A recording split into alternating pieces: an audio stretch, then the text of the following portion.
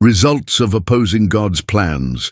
And the Lord God said unto the woman, What is this that thou hast done? And the woman said, The serpent beguiled me, and I did eat. Genesis 3:13. It was God his purpose to repopulate heaven with the human family if they would show themselves obedient to his every word.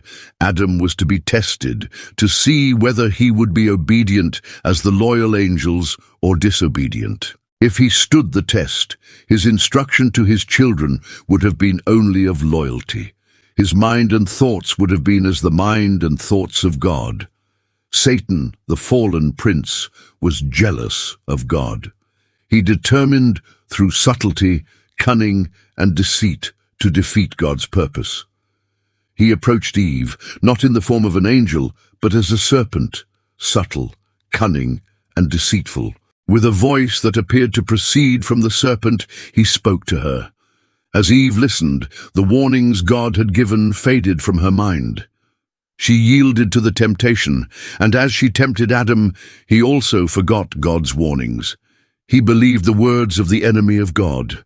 The lie that Satan told Eve, "Ye shall not surely die," has been sounding through the centuries from generation to generation. Thus Satan tempted our first parents, and thus he tempts us today.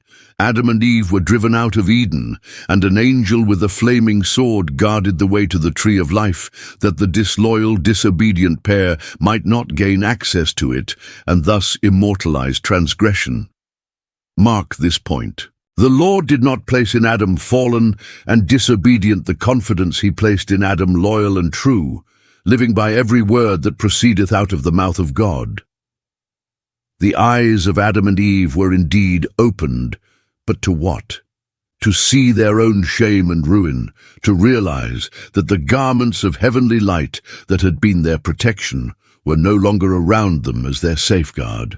Their eyes were opened to see that nakedness was the fruit of transgression.